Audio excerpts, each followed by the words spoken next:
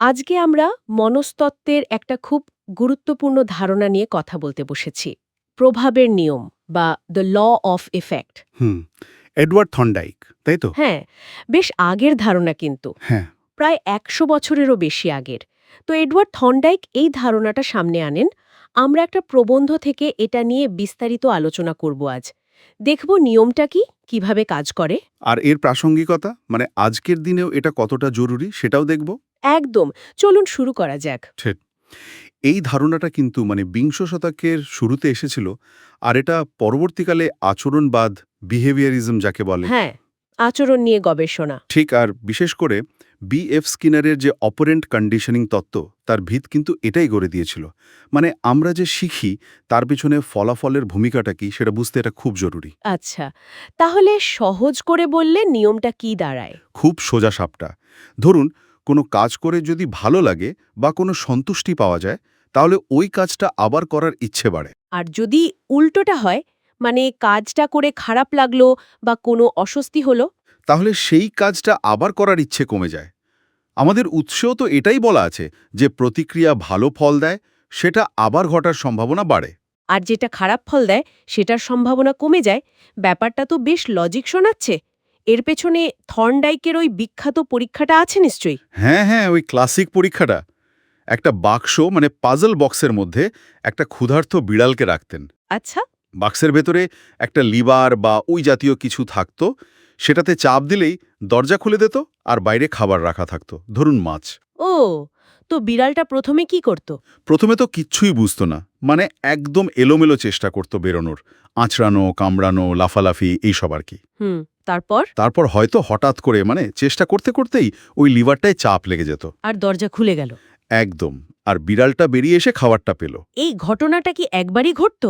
না, না, থর্নডাইক দেখলেন ওই একই বিড়ালকে বারবার বাক্সে রাখলে, মানে ধরুন ১০-১২ বার চেষ্টা করার পর বিড়ালটা কিন্তু শিখে ফেলত। কি শিখে ফেলতো? শিখে ফেলত যে এদিক ওদিক না করে সোজাসুজি লিভারটা চাপলেই দরজা খুলবে আর খাবার পাওয়া যাবে। তখন আর বেশি সময় নষ্ট করত না। বাহ!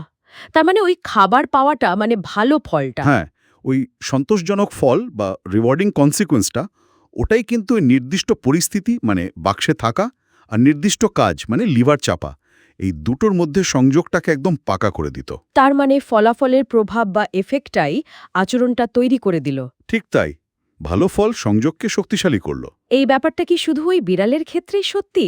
আমাদের জীবনেও কি এমন হয়? অবশ্যই হয়, প্রতিনিয়ত হচ্ছে। ধরুন, পড়াশোনা করে কেউ পরীক্ষায় ভালো ফল করল। হুম, তাহলে তার আরও পড়তে ইচ্ছে করবে। একদম। আবার ধরুন, গরম কোনো কিছুতে যেমন কেটলিতে হাত দিলেন আর ছ্যাঁকা খেলেন। উফ!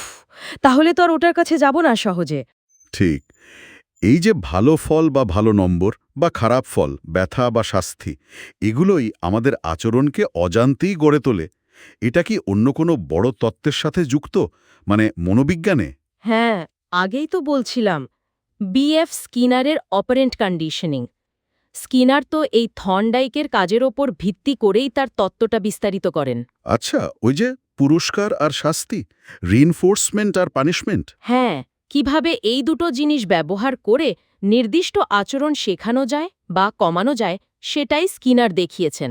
শিক্ষার ক্ষেত্রেও এর প্রয়োগ আছে।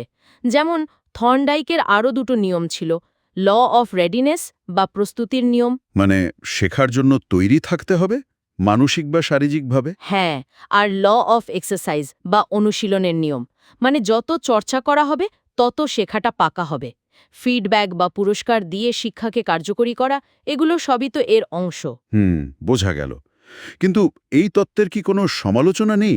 মানে এটা কি একটু বেশি যান্ত্রিক শোনাচ্ছে না?